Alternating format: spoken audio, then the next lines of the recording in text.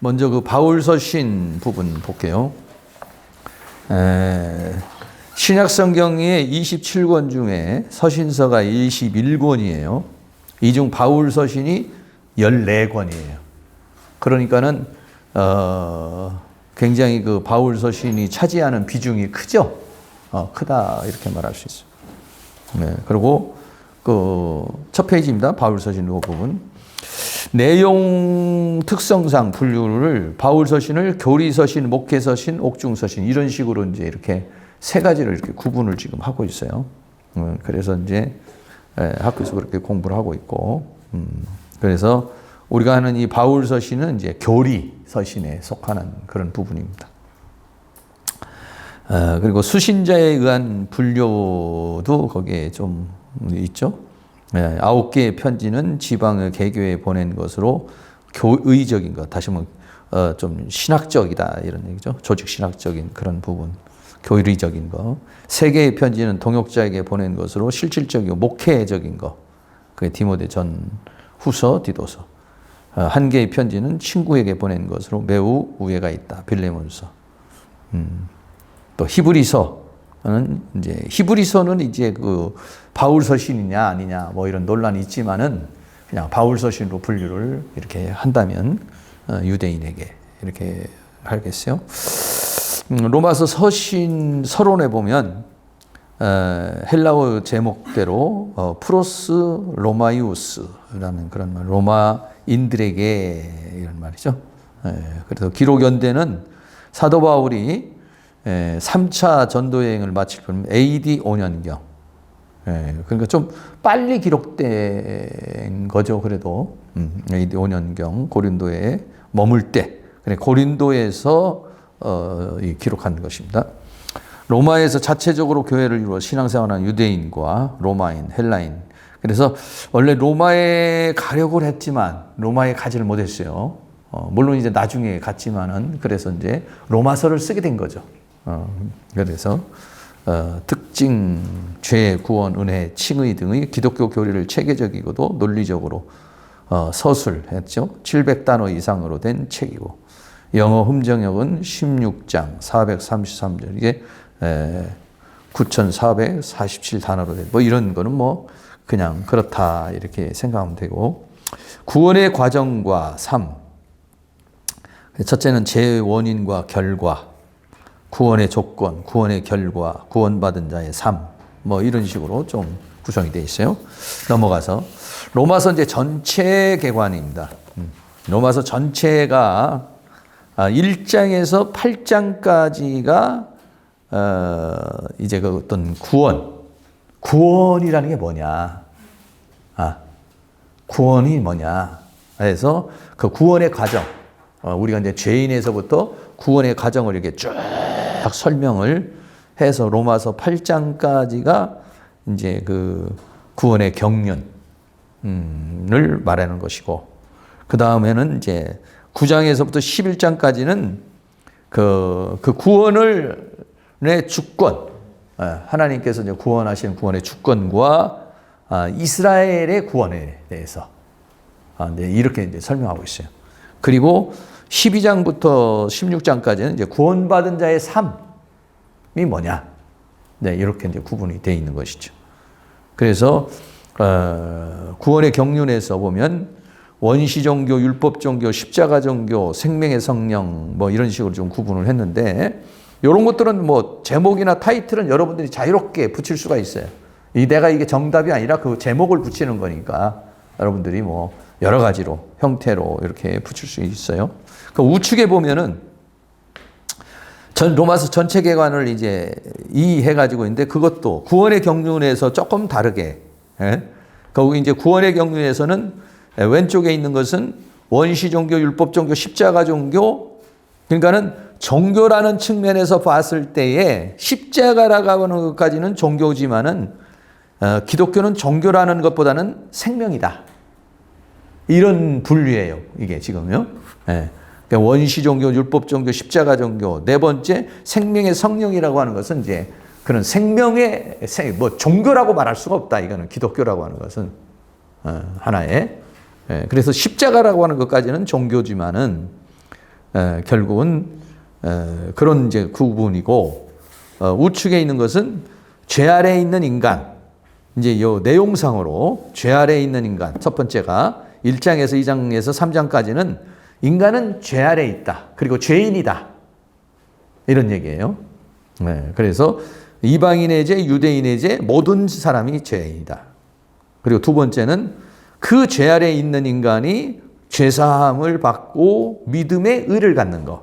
그래서 4장에 아브라함의 믿음이 나오고 5장에 아담과 그리스도가 나와요. 아담에게 속한 자가 이제 그리스도에게 속한 자로 되고, 그 다음에 이제 세 번째는 그리스도와 이제 우리가 연합이 돼서 이제 포도나무와 가지와 같은 연합, 몸과 지체와 같은 연합이 되는 거죠. 6장에서 그리스도와 함께 죽고 그리스도와 함께 사는 이제 그런 연합.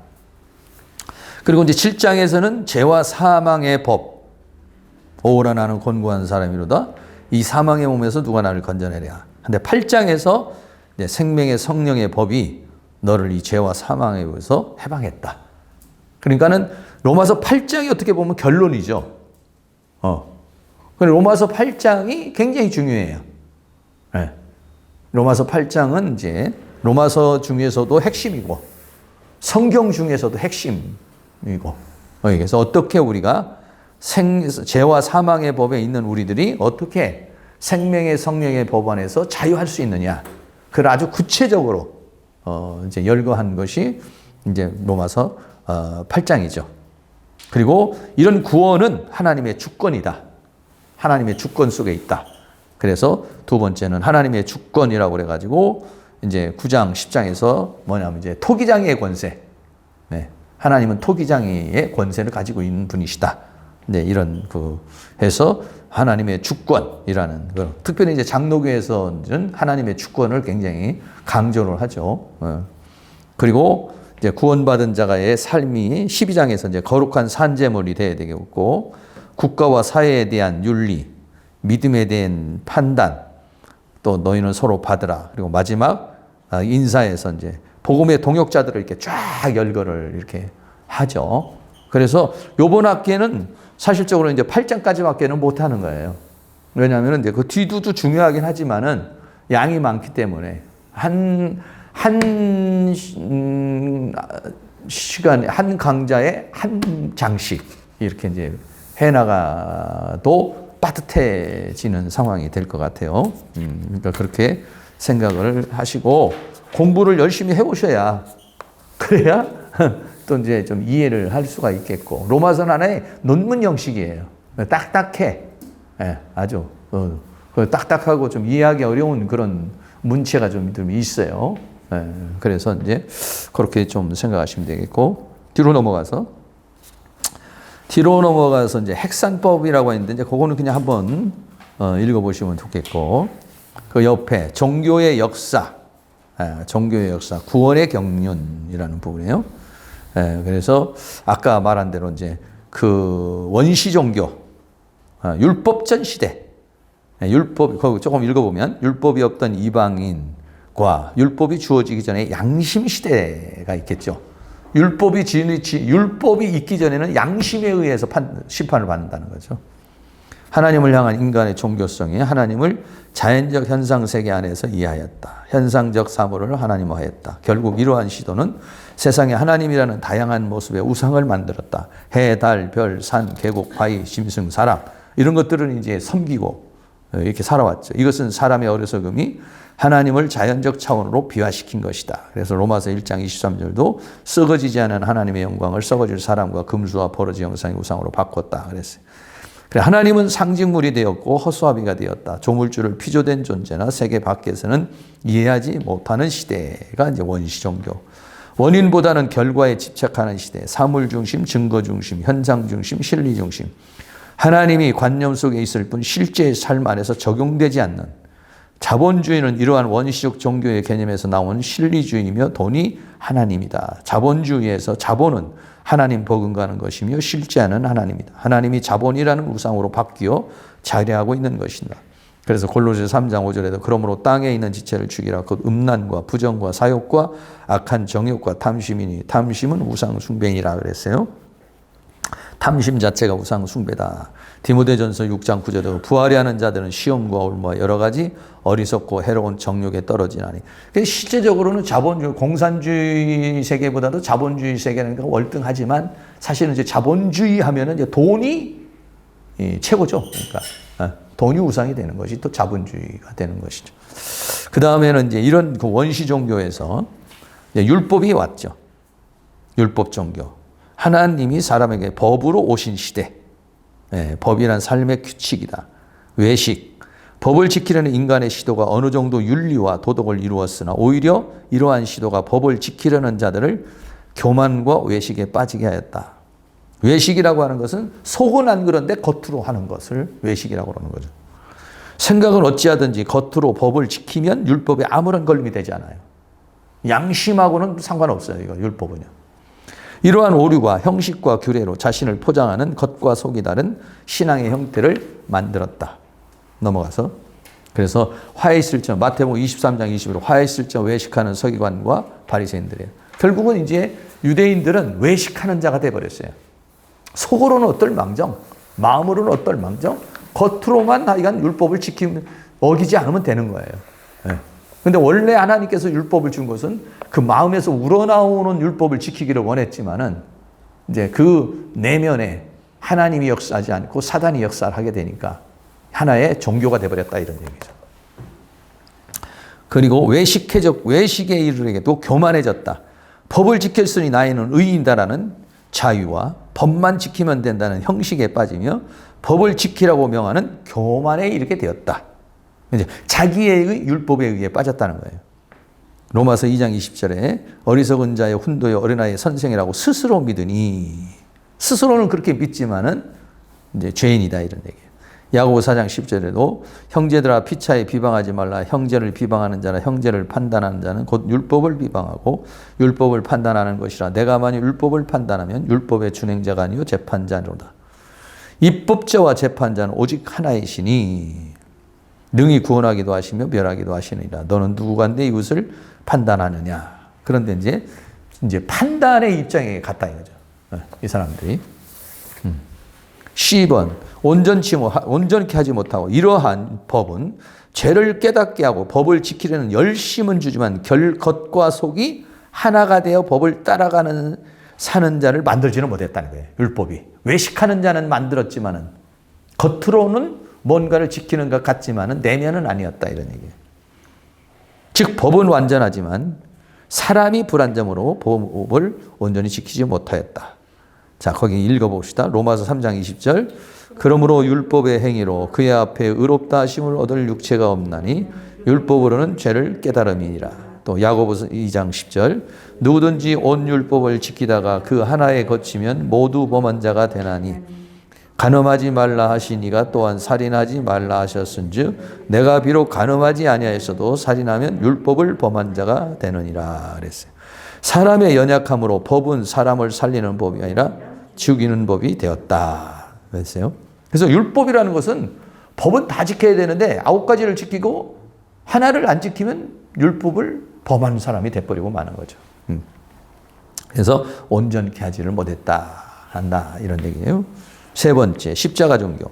하나님은 하늘에 계시고 사람은 땅에 있어서 하늘과 땅의 거리만큼이나 멀어서 서로 교통이 되지 못하였다. 사람이 스스로의 지혜로 하나님을 알지 못하므로 하나님께서는 스스로 사람의 모습으로 이 땅에 오신 것이죠. 양심과 법으로 의에 이르지 못하고 하나님의 은총을 받지 못하는 인간의 죄를 속하기 위해서 사람으로 모습으로 이 땅에 오셔서 인류의 죄를 지시고 십자가에 죽으셨다. 하나님이 사람의 모습을 입고 있다는 것인 거죠. 이 구속의 은총을 믿는 자는 죄사함을 주시는 믿음의 법칙을 세우셨다. 그러므로 누구든지 예수를 믿으면 죄사함을 얻게 되었다. 법을 지키지 못하여 죄인이 되고 형벌을 받아야 할 인생을 십자가의 구속으로 구원하셨다. 이게 이제 십자가의 종교예요. 십자가의 종교는 A.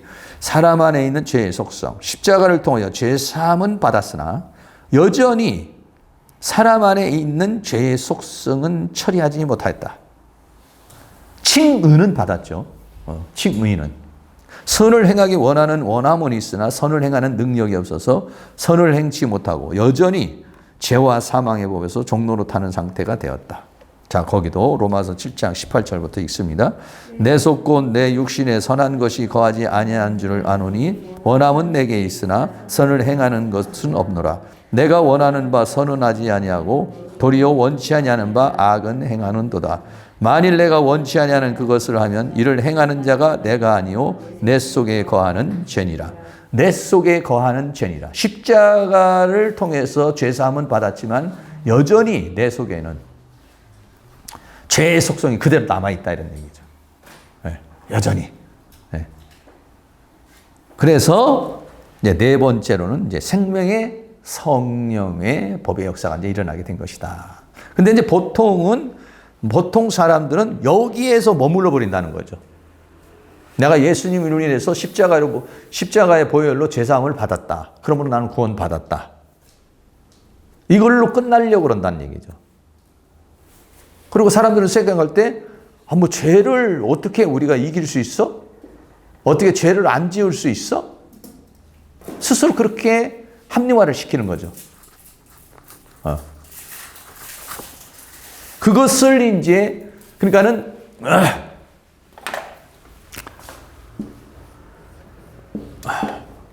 사람이 있으면은, 십자가를 통해서 죄사함을 받고 의인이 되고, 의인이 돼서 구원은 받았다.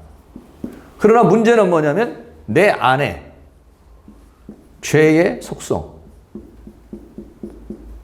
속성이 그대로 있어서 계속 죄를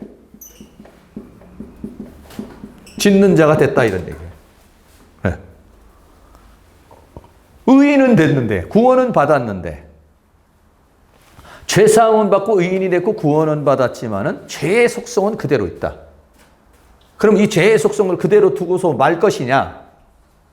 이 내면 안에 있는 이 죄의 속성의 문제를 처리하기 위해서 이제 성령이 이 안으로 이제 들어오는 거죠. 네. 그것을 로마서 8장에서는 이제 생명의 성령의 법이라고 그랬어요. 네. 성령인데 그 앞에 생명이라고 하는 이제 수식어가 붙은 거죠. 네. 생명의 성령의 법이 너를 이 죄와 사망의 법에서 해방을 시킨다. 그래, 해방을 시키면은 뭐 겉만 가고 속은 그대로냐? 아니야. 겉도 속도. 그래야 어떻게 하냐? 온전케 돼버리는 거거든. 그러니까 예수님께서 십자가의 죽으심으로 십자가라고 하는 것에 죽으심으로 죄사함의 은총은 받았다는 거예요. 그러나 그걸로 끝나지 않는다죠. 왜? 죄의 속성이 남아있으니까. 그래서 죽으시고 난 다음에 예수님께서 십자가에 죽으시고 난 다음에 부활을 해서 다시 우리 안으로 들어오는 거죠, 이제는. 내 안으로. 왜? 내 안에 이게 아직 남아있으니까.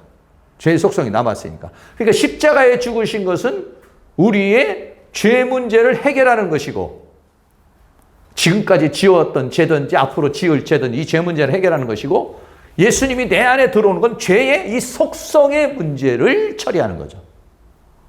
그러니까 죄사함을 받는 것하고 죄의 속성을 처리하는 건 달라요. 그 죄의 속성은 어떻게 하냐? 직접 내 안에 들어오셔서 내 안에서 이 죄 문제를 처리하시려 들어오시는 거예요. 그거를 로마서 8장에서는 생명의 성령의 법이 그 내 안에 들어와서 생명을 잉태시키는 거죠. 거듭남이라고도 말하고 또는 속사람이라고도 말하죠. 그래서 내 속에 거하는 죄, 여기서 지금 로마서 7장에서 만일 내가 원치 아니한 그것을 하면 이를 행하는 자가 내가 아니오 내 속에 거하는 죄, 내 속에 존재하고 있는 이 죄 문제를 처리하기 위해서 내 안에 거듭남과 속사람이 이 생명을 통해서 예수님이 내 안에 들어와서 거듭나게 되고 속사람이 만들어지고 이 속사람이 자라나는 거죠. 자라남. 자라내서 어느까지? 장성한 분량까지 자라나는 거죠. 그러면은 어떻게 되냐? 장성한 분량까지 자라나면은 이 죄와 사망을 이기는 자가 된다. 예. 어디까지 자라나야 되느냐? 어디까지 자라나야 되느냐? 그러면 내 안에 이 죄의 속성을 처리할 수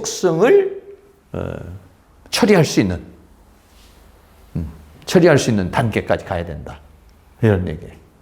근데 이거는 이제 보통 이제 성화라고도 말하고 이렇게 하지만은 보통 우리 이제 기독교에서는 이 부분을 그렇게 많이 강조를 하지 않고 그냥 사람이 뭐 이제 인격이 좀 바뀌고 성품이 좀 바뀌고 좀 착해지고 뭐 이런 쪽으로만 만족을 하는 거지 이런 죄의 속성 자체를 처리하는 거. 이런 데는 이제 별로 이제 관심을 안 가진 거죠. 그래서 이 생명의 성령이 보면은 선을 행하려는 의지는 있으나 능이 없는 자에게 능을 주시는 것이 생명의 성령, 즉 진리의 성령이다. 능의 실제는 진리와 생명이다. 왜냐하면 요한복음 6장 33절에 살리는 것은 영이니 육은 무익하니라. 내가 너에게 이런 말이 영이요 생명이라. 주님의 말씀은 영이시며 생명이시다. 그리고 사람 안에 쌓이는 선이시며 이 선은 속사람이며 그리스도의 형상이다. 그러니까 하나님의 말씀이 내 안에 들어와 가지고 내 안에서 뭐가 되느냐면 선이 된다는 거죠. 그래서 로마서 7장 18절에 내 속 곧 내 육신에 선한 것이 거하지 않은 줄을 아노니 원함은 내게 있으나 선을 행하는 것은 없다라고 그랬어요. 그런데 이제 내 안에 이제 말씀이 들어오고 속사람이 생김으로 이제 선이 만들어지고 이제 진리의 말씀이 영과 생명이 되어 사람 안에 선이 되어 선으로 악을 이기는 능력으로 선을 행하게 되는 것이다. 그래서 로마서 12장 20절에 악에게 지지 말고 선으로 악을 이기라. 이 악은 내 안에 있는 거죠. 이는 그리스도 예수 안에 있는 생명의 성령의 법이 죄와 사망의 법에서 너를 해방하였음이라. 이게 해방이라는 것은 이제 그 사람이 얼마만큼 잘하느냐에 따라서 자유를 만끽할 수가 있겠죠. 네. 내가 약하면 내가 잘한 만큼 자유를 누리는 거예요. 이 죄에 대해서, 사망에 대해서 자유를 누리는 거예요. 네. 자유라고 하는 것은 죄를 내가 통제할 수 있는 거예요. 통제. 예수는 십자가의 죽으심으로 인류의 죄를 대속하셨다. 세상 죄를 지신 여린 양. 예수는 십자가에 죽고 예수가 죽어서 영이 된 걸 우리는 그리스도라고 그러는데 그리스도는 생명의 영, 그리스도의 영으로 사람 안에 선의 속사람을 장성한 분량까지 이르게 하여 선으로 악을 이긴단 말이에요. 선의 사람으로 존재를 바꾸신. 그러므로 예수 그리스도는 믿는 자의 겉과 속을 정결케 하여 거룩하게 하고 존재를 바꾸어 죄와 사망을 이기게 하여 왕같은 제사장이 되게 한다. 그러니까 결국은 뭐냐면 이제 내 안에 있는 이 죄를 이제 악이라고 이렇게 말했죠. 내 안에 죄가 있고 악이 있는 것이다.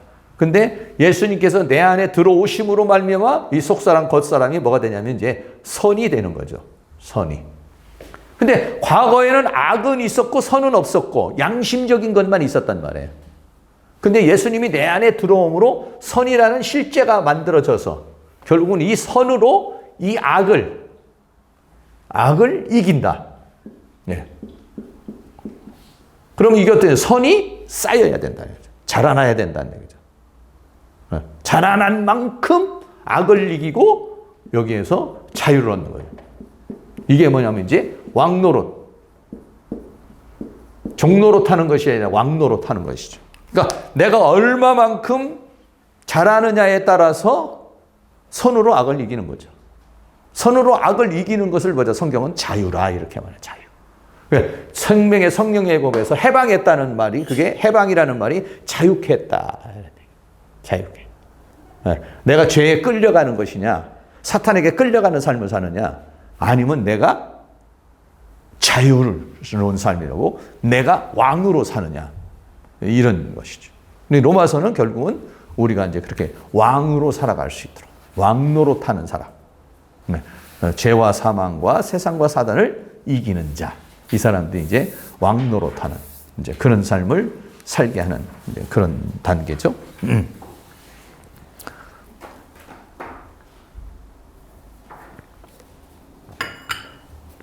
넘어가서 구원의 서정. 구원의 서정이라는 것은 이제 구원의 과정을 말하는 거예요. 구원의 단계. 그런데 여기서 장로교하고 감리교하고 좀 차이가 있어요. 잘 보세요. 거기서 보면은 예정이 있고 우측에는 이제 감리교고 왼쪽은 이제 장로교. 다시 말하면 왼쪽은 칼빈, 오른쪽은 알미니안주의로 이렇게 되는 겁니다. 그래서 하나님이 예정을 했다. 이런 얘기예요. 그런데 감리교 알미니안주의는 선행 은총. 예정을 했는데 어떤 그 선행에 의해서 하나님이 은총을 주시는 것이다. 네. 다시 말하면 예정, 이 장로교에서는 예정이 그냥 하나님의 무조건적 예정이에요. 그런데 감리교에서는 선택적 예정이라는 거예요. 선택 누구에 대한? 사람에 대해서. 내 행위에야? 그치, 이제 그 사람에 대한 선행에 의해서 은총을 주신다 이런 얘기죠. 네. 시작이요? 그렇지. 이제 그 뒤에 이제 또 나와요.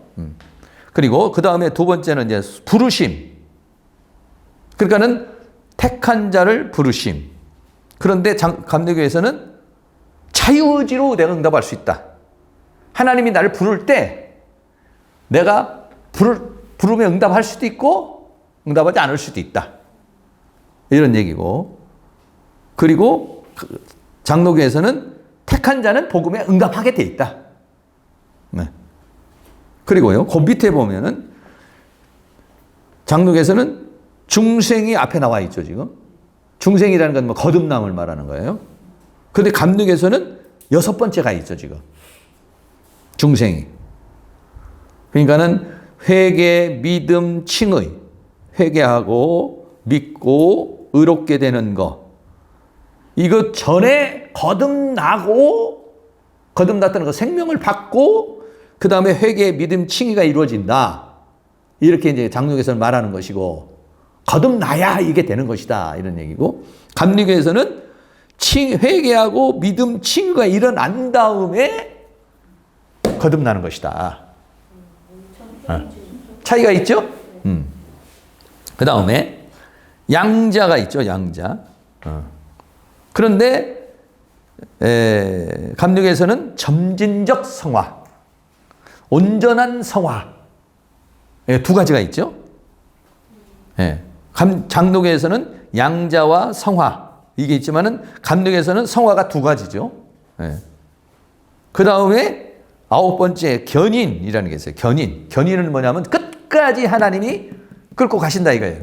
한번 선택한 자는 끝까지 하나님께서 인도해 주신다. 이게 장로교인데 감리교는 그게 없어요. 영화 단계는 이제 같은 것이고. 그러니까 좀 다르죠. 구원관이 좀 달라요. 자, 보세요.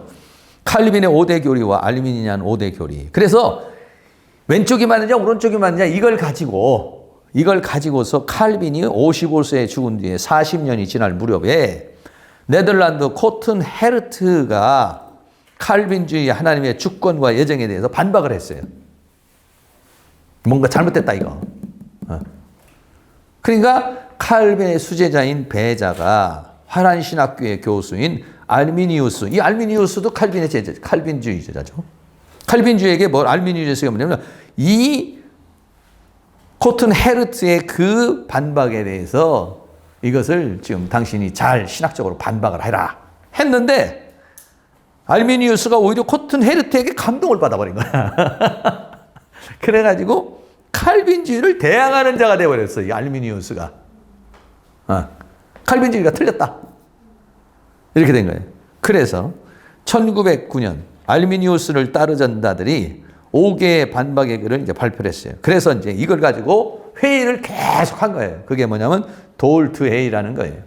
그래가지고 스위스, 영국, 신성로마, 독일 등에서 27명의 사절과 84명의 교회 지도자와 18명의 정부 고위층이 모인 가운데 회의를 열은 거예요. 이제 이게 맞냐, 이게 맞냐? 칼빈주의가 맞냐, 알미니안주의가 맞냐? 여기에 대해서 회의를 해서 어느 정도 했어요? 7개월간 몇 번? 154번을 모였어요. 그래서 계속 회의를 했겠죠. 치열한 논쟁이 일어났었겠죠, 이제. 칼빈주의와 알미니안주의가 계속 이제 만나서 7개월간을 결론을 싸우다가 결국은 칼빈주의가 승리를 한 거예요, 이제. 그래서 칼빈의 5대 강령은 알미니안주의를 반박하기 위해서 만들어진 것인데, 알미니안주의자들이 이제 죽음을 당하거나 이제 이때는 이단이 돼버리는 거예요. 이게 만약에 종교재판에서 지버리면은요. 그 추방을 당하는 거예요.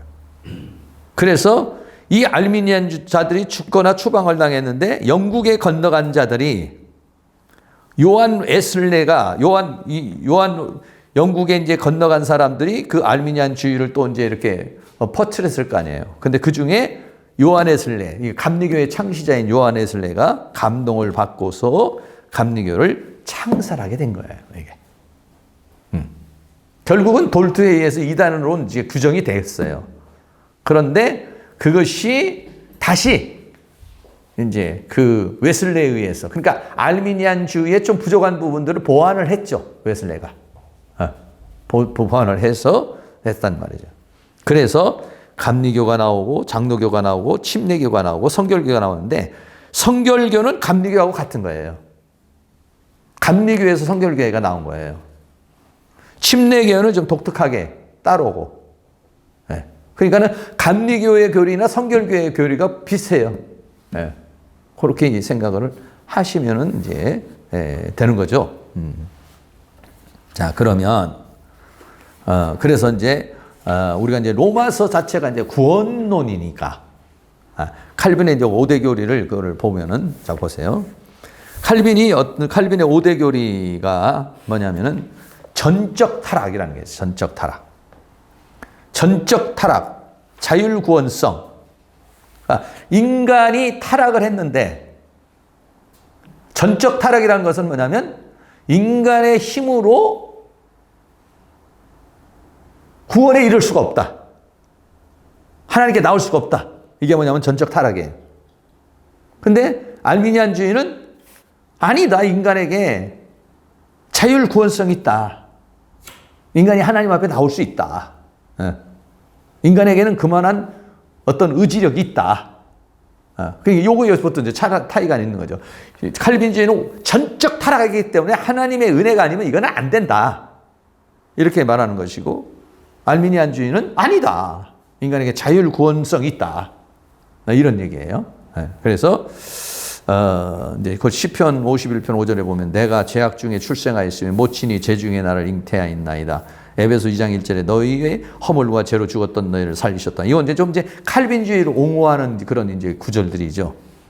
자, 100층에서 떨어진 인간인가, 2층에서 떨어진 인간인가. 100층에서 떨어지면 그냥 그거는 뭐 무조건 죽는 거죠. 2층에 떨어지면 어디 좀 다리는 부서지고 머리는 부러져도 그래도 뭔가 이 좀 할 수 있는 어떤 그런 저희가 있다는 거죠. 좀 답답하면 코에 좀 내려도 돼. 너무 답답하면 좀 내려도 돼. 죽은 인간인가? 죽을 뻔한 인간인가?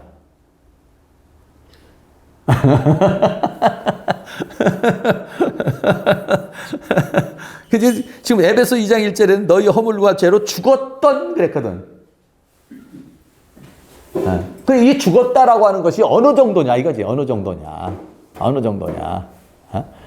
뭐. 죽은 거에 정도가 있나? 네? 죽은 거에 정도가 기절한 거나 아픈 거는 정도가 있는데 죽은 거에 정도가 아니 그러니까 죄와 허물로 죽었다고 했어도 완전히 그냥 이게 시체가 됐다는 얘기가 아니라 영적으로 죽었다고 그런다면 그 죽은 정도가 내가 내 의지나 내 어떤 힘으로 하나님을 찾아갈 수 있는 것이냐, 내 의지나 이런 걸로 내가 구원받을 수 있는 것이냐, 아니면 하나님의 어떤 전적인 도움이 없이는 절대 불가능한 것이냐. 완전히 죽어버렸다고 그러면은 불가능한 것이고, 그래도 좀 살아있다면 가능성이 있는 것이잖아요.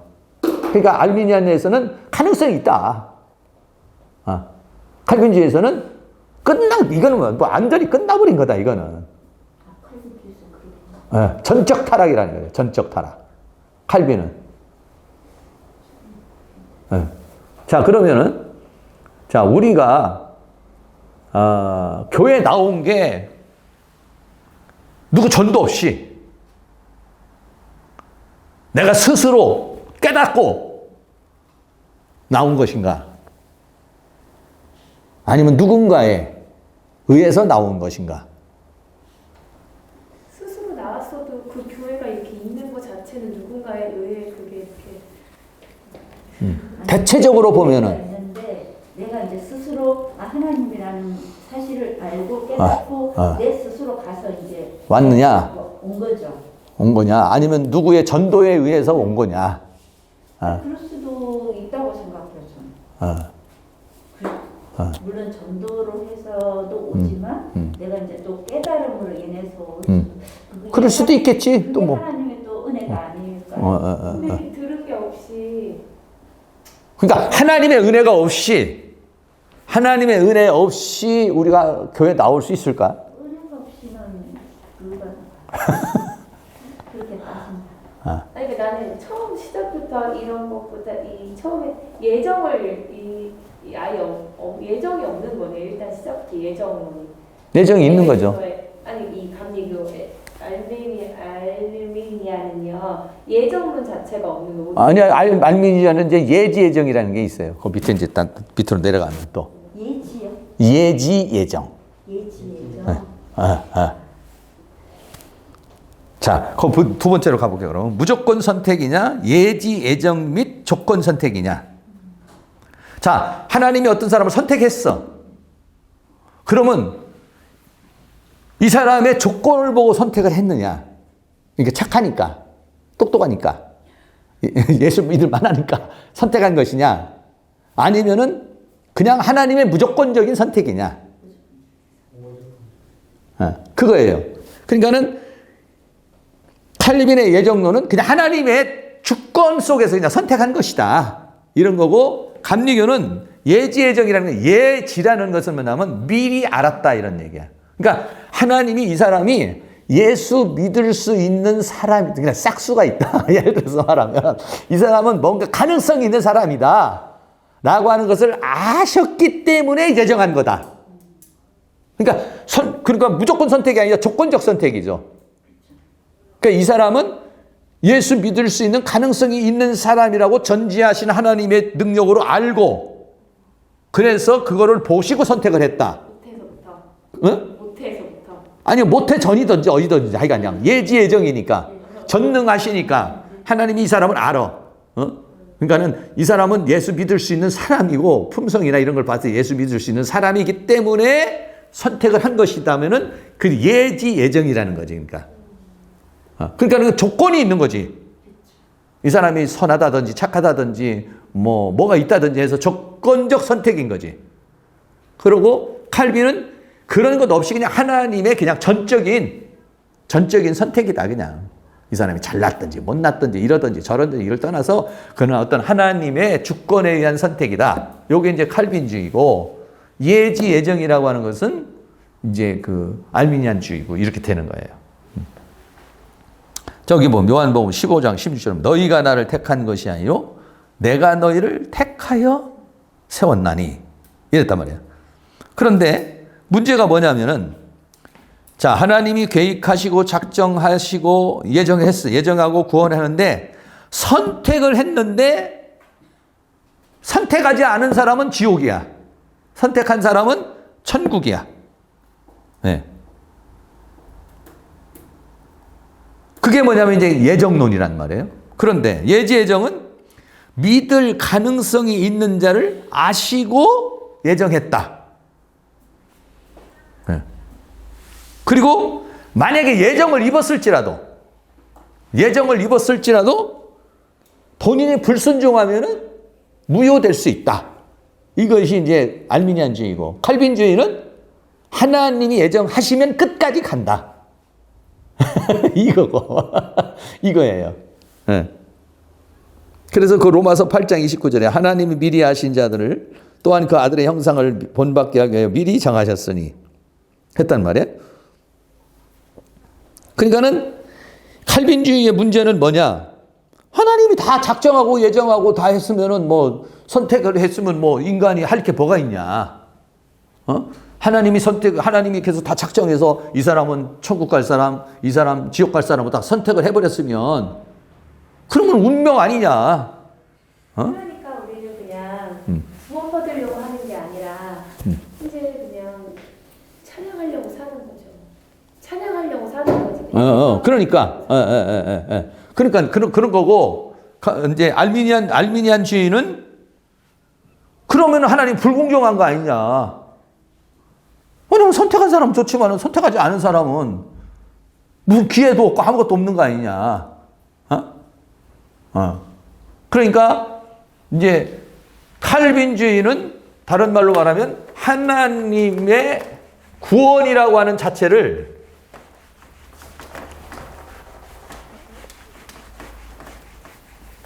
구원이라는 자체를 하나님의 주권, 하나님의 은혜다. 이렇게 보는 것이 칼빈주의고, 칼빈주의가 이렇게 말하는 거고, 알미니안주의는 사람의 자유의지에 의해서 믿을 수도 있고 안 믿을 수도 있다. 그러니까 이 구원이라고 하는 것을 사람의 입장에서 보는 것이 알미니안주의예요. 칼빈주의는 하나님의 주권 입장에서 보는 거예요.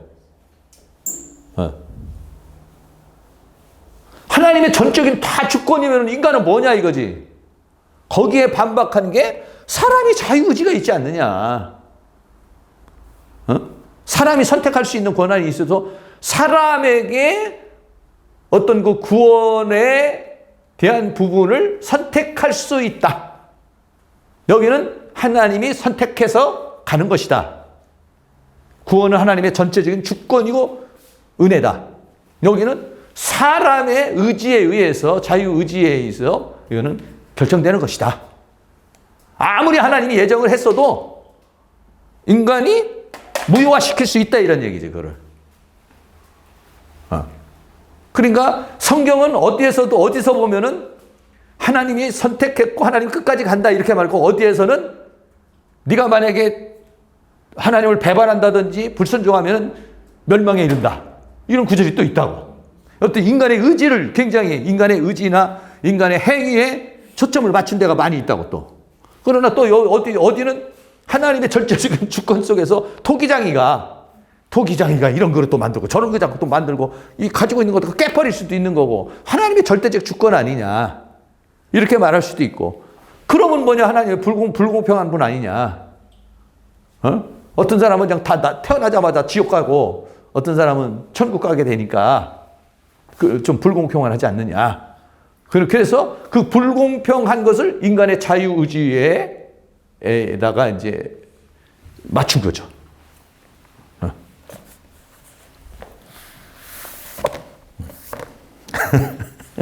그래서 아까도 말했지만은 7개월간을 싸운 거야.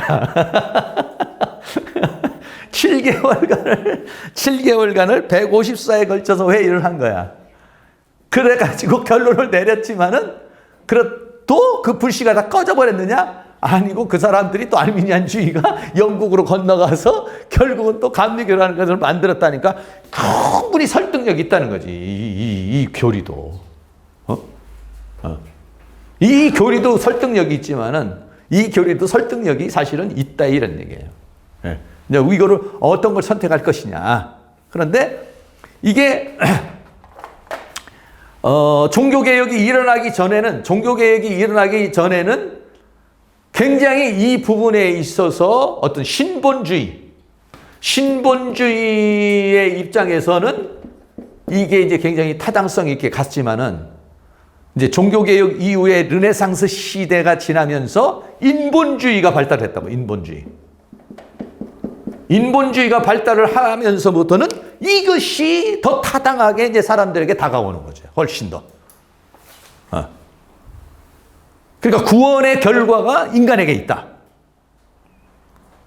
이거는 구원의 과정이나 결과가 다 하나님께 있다. 그러니까 무조건 선택이냐, 조건적 선택이냐.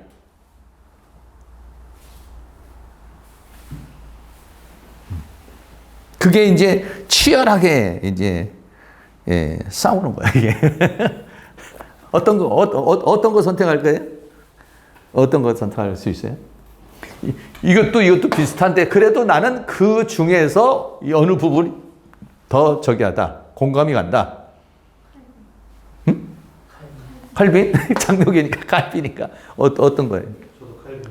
그러니까 여기 다 감리교니까 장로교니까 여기는. 저는 칼빈이었는데 작년에 그 교수님 때문에 막 너무 헷갈린 거예요. 그래서 막 말씀해 주시고 막 이랬는데 안 되겠다. 내가 해야 되겠다. 그래서 막 일부러 더막 이런 그런 행위적인 것도 막 보고 했는데 저는 이제는 오히려 더 완전 100% 칼빈 같아요. 아, 그래요? 또 바뀔지도 몰라. 이제는. 칼빈이야? 여기 장로교라서 어쩔 수 없이. 왜냐면 장로교는 거의 이제 설교를 듣다가 보면은 그 하나님의 예정과 선택에 이렇게 하지만은 감리교나 선결교에서는 이걸 굉장히 강조해요. 네. 그런데 목사님들도 설교하다가 보면 그렇게 때가 있잖아요. 잘못하면 지옥 가요. 정신 똑바로 차리세요. 이렇게. 그럼 굉장히 그 인간의 자유의지에다가 이제 많이 초점을 맞추잖아요. 그런데 이제 그렇지만 그러니까 이런 거죠. 인간의 자유의지가 있지, 우리가. 뭐냐, 하나님께서 다 선택할 수 있는 그런 권한을, 생명과 사망을 내 앞에 뒀고, 뭐 다 이런 게 있지. 인간의 의지에 대해서 많이 말을 했지만, 그 인간의 의지가 결국은 하나님의 주권 안에서 인간의 의지다. 이게 이제 나가는 게 이제 장로교 사람들이 얘기하는 거고, 이제 이 알미니안주의에서는 하나님의 주권도 있지만 인간의 자유의지가 우선한다. 그러니까 인간의 자유의지를 하나님의 주권보다도 앞에 내놓는 거죠. 그게 인본주의라고 이제 이렇게 얘기할 수 있는 건데, 근데 많은 사람들이 사실적으로는 우리는 장로교니까 자연스럽게 이렇게 하지만은 이 부분을 또 굉장히 칼빈주의를 반박하는 사람들은 칼빈주의에 대해서 반박하는. 왜냐하면 이렇게 생각하니까 뭐 여기에 문제점이 많아요. 이제 그러면 운명론이냐, 숙명론이냐. 그러면 또 이제 뭐 나는 하나님 선택했으니까 뭐 나는 아무렇게나 살아도 나는 천국 가니까 뭐 마음대로 살아. 뭐 이제 이런 식으로 또 할 수도 있다는 얘기지. 그러니까 알미니안주의제가 왜 나왔느냐면 아까도 말했지만은 점진적서나 온전한 성화 이런 게 많이 나오잖아요. 그런 게 왜 나오냐면은 칼빈주의자들이 그러게 사는 거야. 한번 구원 받는다고. 영원히 구원받으니까 뭐 교회 나가 안 나가나 나는 뭐 얘 구원받은 사람이고 뭐 이런 식으로 살아가니까 저게 뭐가 구원받은 사람이냐. 구원받은 사람이라면 성화가 있어야지. 그래서 감리교에서 성화를 많이 강조한 거예요.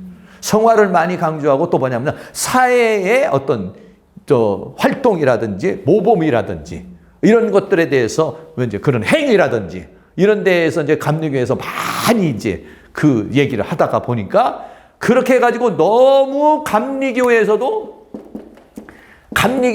너무 그렇게 지나쳐서 그렇게 가버린 사람들이 뭐가 되느냐면 이제 자유주의가 된 거예요. 이제. 그래가지고 이런 사람들은 이제 감리교에서도 이제 나가서 막 데모하고 막 이러는 사람은 사회의 깃발을 들고 나가야 된다. 지금도 막 우리 보면은 지금 이제 전광훈 목사 같은 사람도 이제 막 그렇게 이제 뭐 문재인 빨갱이라고 그러면서 문재인 그렇게 이제 하잖아요. 뭐 기도만 하면 되냐. 근데 사람들에는 나가서 뭔가 불의에 대해서 외쳐야지. 이제 하는 사람들이 나오는 게 이제 이런 것이 발달을 감리교가 이제 발달하고. 근데 장로교에서도 그런 사람이 어디냐? 장로교도 있어요. 장로교에서도 기장 대한예수교 장로회가 아니라 대한예수교 기독교 장로회가 있다고. 거기는 그 사람들도 또 장로교지만은 그 사람들도 나가서 데모하고 막 뭐 북한에 넘어가서 막 하고 막 이런 사람들, 문익환 목사는 이런 사람들이 다 기장이라고 그런 사람. 이게 사회에 뭔가 자기가 실제적으로 나가서 뭔가를 해야 되는 것이다. 기도만 한다고 되느냐. 이제 이렇게 이제 하는데 굉장히 그게 어떻게 보면은 세상 사람들이 볼 때 인본주의적인 볼 때는 타당성이 있어 보이는 거예요. 그게 굉장히 그런 사람 환호를 하죠 또. 그러니까는 어디에다가 초점을 둘 것이냐. 구원이라고 하는 자체를 예를 들어서 저도 이제 칼빈주의니까 하나님의 주권이지만은 인간의 이 구원이라고 하는 이 자체를 사람의 자유의지에다가 나온다면 나는 내가 너무 불안해. 내가 나를 못 믿잖아, 이게. 그러는 십자가가 너무 그런 것 같아요. 십자가에서 이미 죽으신 게 내 의지에 의해서 그 십자가가 이제 내가 만약에 내 의지로 했다면 그 십자가가 너무 아무것도 아니 그렇진 않지. 그러니까 감리교에서는 오히려 칼빈주의에서는 그 세 번째 보면은 제한된 속죄. 칼빈주의는 뭐냐면 선택한 사람에게만 속죄의 은총이 주어진다는 거죠. 그 십자가의 은총. 그러나 감리교에서는 모든 사람에게 그 십자가의 은총이 주어져야 된다. 알미니안주의는 그래서 만인구원이라는 거예요. 만인구원. 그러니까 그것도 굉장히 타당성이 있어요. 그러니까 그 밑에 보면 제한된 속죄 거기 보세요. 속죄의 은총은 선택단자에게 제한된 것인지 유기단자에게도 해당되는지에 대한 것. 속죄의 은총은 선택단자에게만 국한된 것이다. 이런 거예요. 그러니까 속죄의 은총이라고 하는 자체가 속죄의 은총이라는 것이 유기된 자는 뭐 받을 수가 없는 거잖아요. 그런데 이제 그 속죄의 은총이라는 것은 선택한 사람은 이제 받는 것이잖아요, 이게. 근데 유기된 사람은 받지를 못하는 것이잖아. 근데 감리교에서는 그걸 반대하는 거지, 또. 알미니안주의에서는. 모든 사람이 다 혜택이 돌아가야지 택한 사람에게만 어떻게 돌아가면 되냐. 이 얘기란 말이에요. 불공정하다. 돌아가는데 그게 사람에 의해서 하면은 그 사람이 들어갈 사람이 누가 있냐.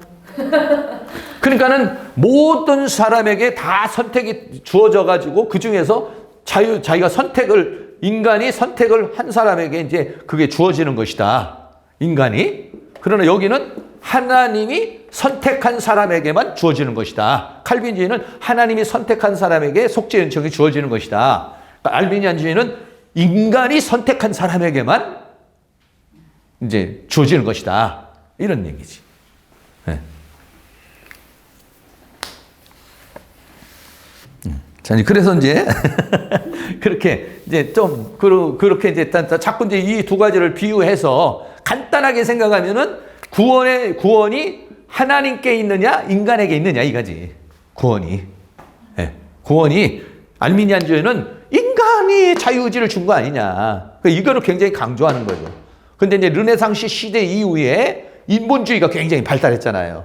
그러니까 이제 이때만 해도 이제 칼빈의 신본주의 이것이 굉장히 득세를 했는데 이때 오면서부터 인본주의가 이제 오면 막 강조가 되고 인간의 어떤 그런 것들이 많이 나오고 우리나라도 뭐 인권 막 이런 게 나오잖아요.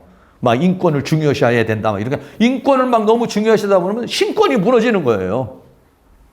동성애 같은 것도 그런 거잖아요. 동성애 같은 것도 인간을 뭐 존중해줘야 된다. 차별이 없어야 된다. 그건 좋다 이거야. 그러나 성경의 권위를 벗어나서는 안 된다. 이제 이렇게 되는 거잖아요. 동성애 같은 거는 안 된다. 이런 얘기. 창조의 질서를 파괴하는 것이다. 안 된다는 건데 사람들은 그래도 인권이 더 중요한 것이다. 이제 이렇게 나오는 거잖아요. 그러니까 여기에 인간이 주체가 인간이냐 하나님이 주체냐 이거야. 예. 근데 이게 훨씬 설득력은 있어요, 또. 이게 굉장히 이거는 굉장히 공정해 보여. 이거는 공정하지 않잖아. 하나님 다 선택을 해버렸으니까. 이거는 인간이 선택을 하니까 공정한 거 아니냐. 인간이 책임져야 되니까. 인간이 책임지니까 이게 오히려 더 공정하다. 인간이 선택할 수도 있고 선택하지 않을 수도 있으니까 내가 책임져야 되는 거 책임지는 거지 내가. 의지가 강한 사람들이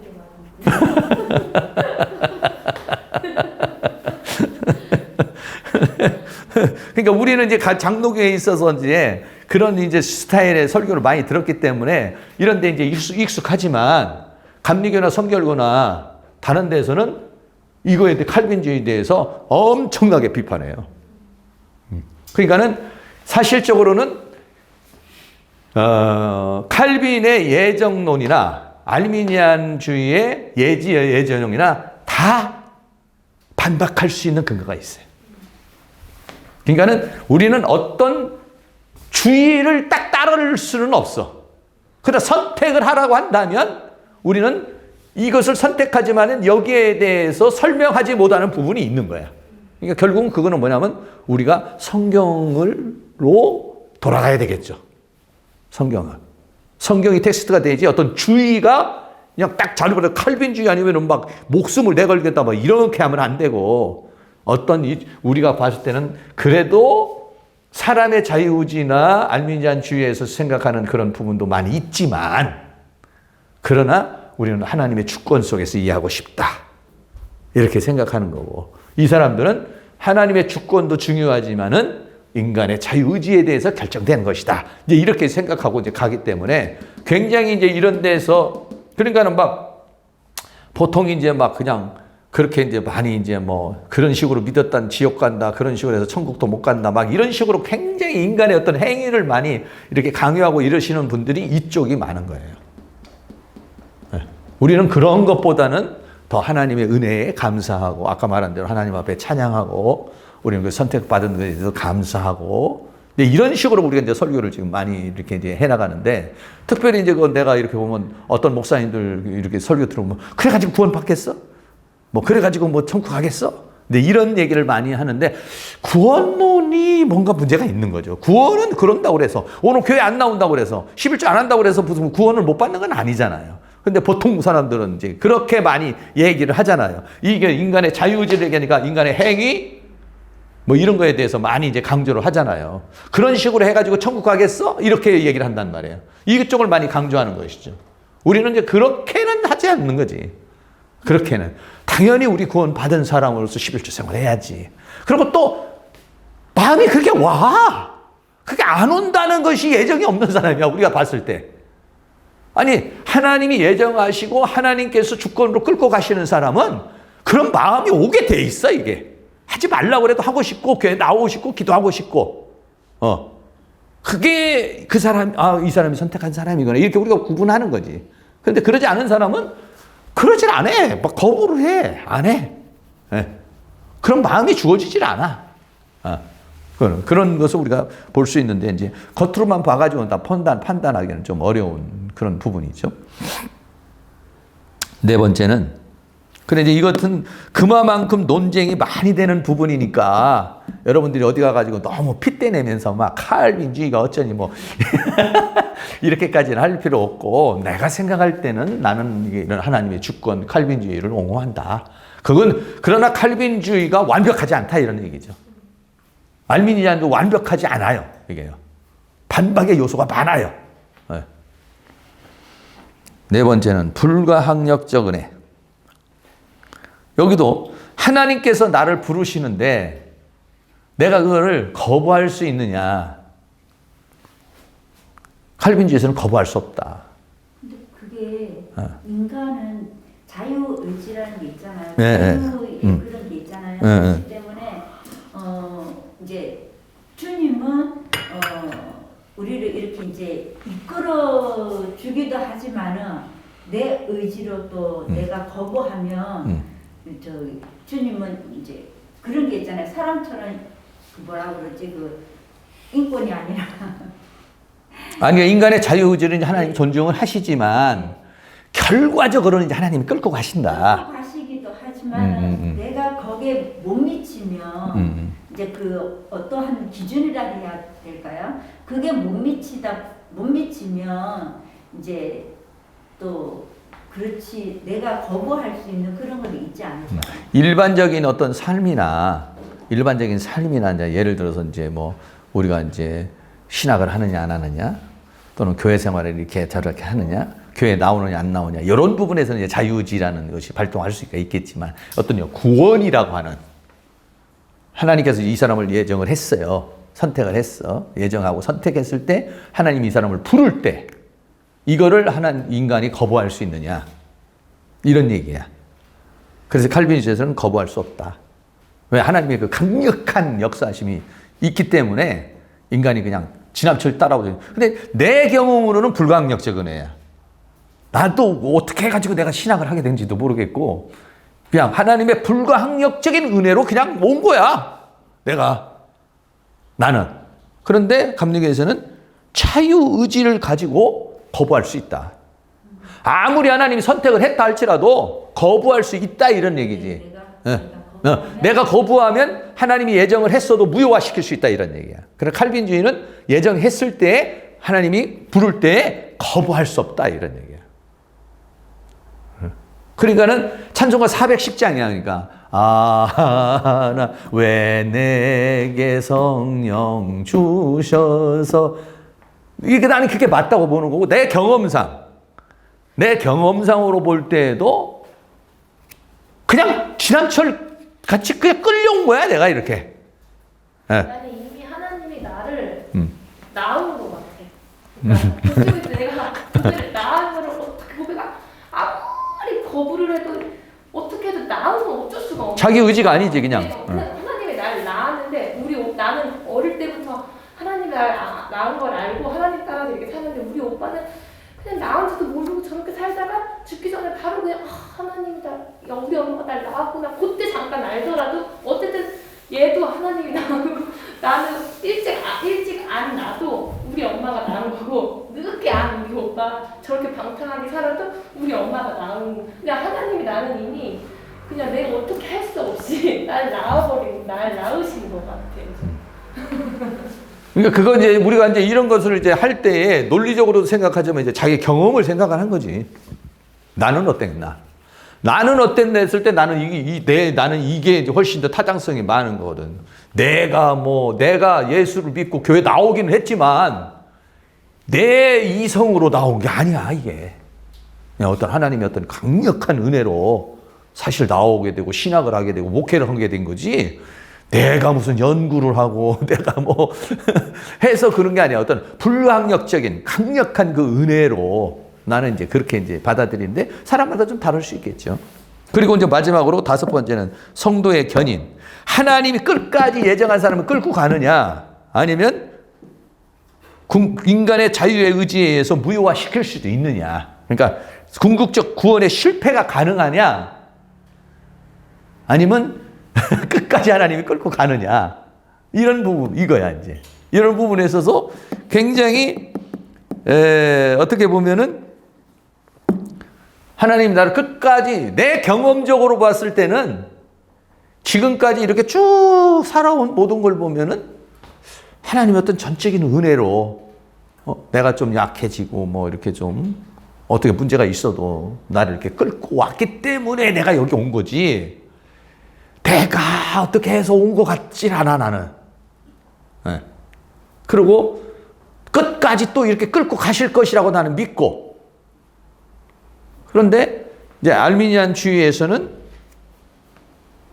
하나님이 예정을 했을지라도 끌고 가다가도 어느 경우에 내가 거부해서 갈 수도 있고 타락할 수도 있고 또 안 믿을 수도 있고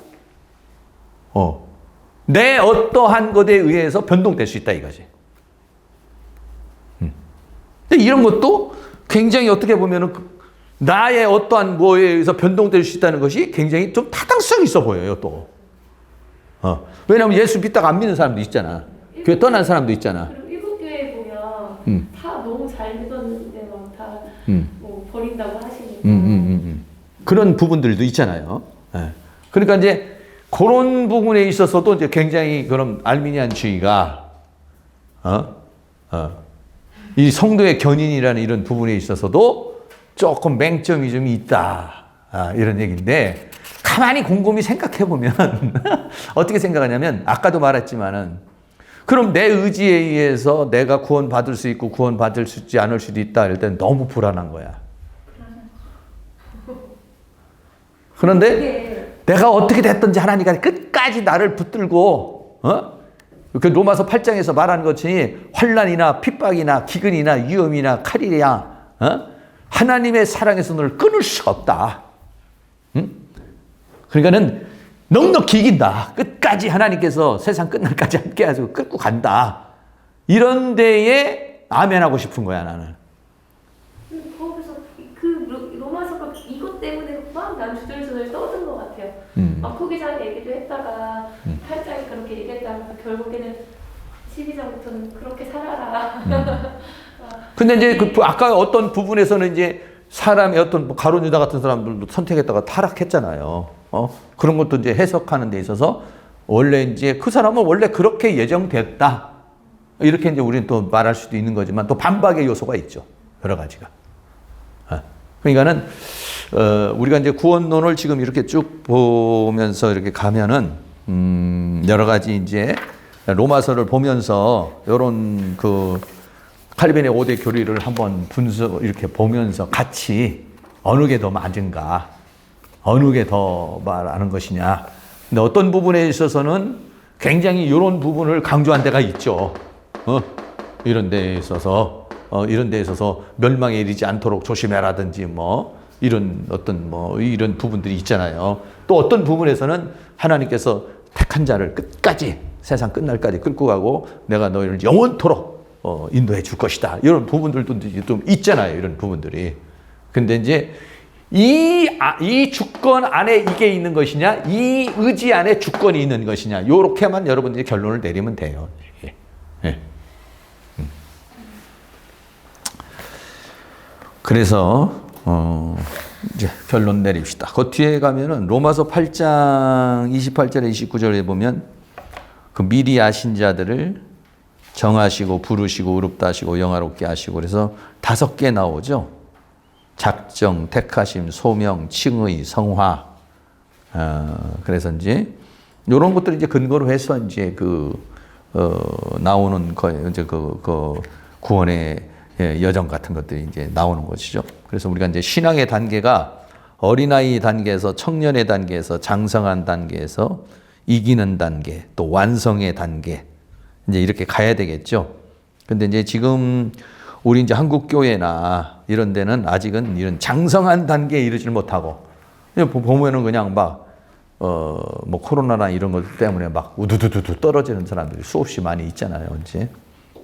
그런 것들을 우리가 보면서 로마서에 있어서 말하는 것은 이제 완전한 죄와 사망에서 완전히 자유케 되는 그 길을 이제 어떻게 하면 우리가 죄와 사망에서 이기는 자가 되느냐. 요거를 이제 설명을 해주고 있어요. 이거를. 그래서 우리가 이제 로마서를 읽으면서 이제 그런 그냥 뭐 공부만 하면 끝나는 것이 아니라 이제 우리가 이제 그렇게 보면서 더 구원관에 대해서 확신을 갖게 되고 그리고 내가 이제 그런 어떤 상태가 돼야 되겠죠. 근데 그런 것들이 중요한 부분이죠. 자, 그래서 로마서 예수 문제 있죠? 각 장마다 제목을 붙이고 각 장의 내용을 간략히 요약하시오. 로마서 1장을 내용분해하시오. 로마서 1장 18절에 27절 통하여 타락의 과정과 결과를 설명하시오. 너무 많네. 로마서를 3번 이상 읽으시오. 로마서를 읽고 연구하는 로마서가 주는 감동과 영적 가르침은 무엇인가? 어쨌든 요렇게 좀 한번 좀 보시고 다음번에 이제 1장을 우리가 이제 공부할 거니까 정 안 되면 이거라도 한번 읽어와야 돼. 이거라도 한번 읽고 밑줄 좀 치고 이렇게 해가지고 지금 나눠드린 이 교재를 한두 번 좀 잘 읽어가지고 오시면은 그러시면은 이제 좀 도움이 될 거고 좀 속도가 좀 빨리 가도 여러분들이 좀 이해가 좀 갈 수 있도록 이렇게 좀 해보도록 하겠습니다. 네? 1장이 엄청 많아요. 1장이 많아요? 1장이 좀 많아졌네 진짜. 1장이 많아졌어. 1장이 이렇게 많네. 그러니까 이제 1장 다 하려면 이거 뭐 속도를 굉장히 빨리 나가야 될 것 같은데 한번 읽어오시면은 중요 부분만 내가 이렇게 찝어가면서 이렇게 갈 테니까 틈틈이 하시고 이제 많이 좀 읽어와. 어? 네, 질문 있으면 하시고 마치도록 할게요.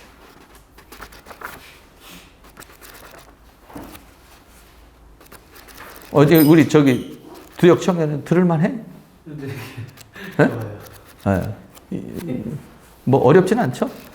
네. 그 어. 어느 정도는 이해되고 있어요. 이렇게 강의 들어보는 건 처음이죠? 그렇죠. 보통 그냥 어. 단어 같은 거밖에 안 했어요.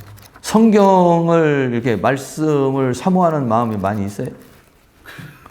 마음만 가지고 있어도. 마음만? 마음만 가지지 말고 기왕에 시작을 했으니까 네, 그렇죠. 한번 네. 도전을 한번 하셔. 일주일에 한 번이라도 이렇게 와서 네. 좀 들으면은 이제 성경이 로마서만 이해를 해도 구원관이 이렇게 확실하게 서요. 성경 전체를 이렇게 해석할 수 있는 그런 부분이니까 이런 기회도 이제 또 좋은 기회라고 생각하고 한번 좀 그렇게 해보시고 잠깐 기도하고 마칠게요. 사랑과 은혜가 많으신 하나님 감사합니다. 오늘도 하나님께서 우리를 도와주셔서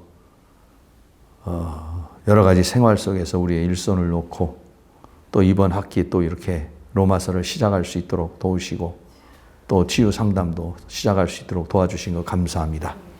우리에게 이 주어진 시간을 잘 우리가 선용을 해서 정말 이 로마서를 통해서 우리에게 주시는 그 말씀이 우리의 머리로만 끝나지 않고 우리의 가슴을 울리고 또 우리의 자신을 변화시키고 우리를 새롭게 하는 그런 놀라운 은혜가 있도록 도와주시기를 원합니다.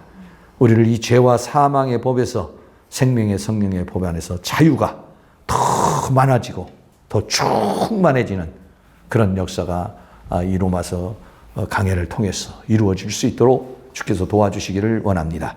특별히 헬라어, 히브리어 잘 할 수 있는 그런 은혜를 주시고 하나님의 성령, 진리의 성령께서 우리를 가르쳐 주시고 깨닫게 해주시고 인도하여 주시옵시고 원수마귀 어둠의 악한 영의 세력들이 역사하지 못하도록 성령 하나님께서 우리를 육체적으로 정신적으로 영적으로 이끌어 주시고 인도해 주시옵소서. 예수님 이름으로 기도하옵나이다. 아멘.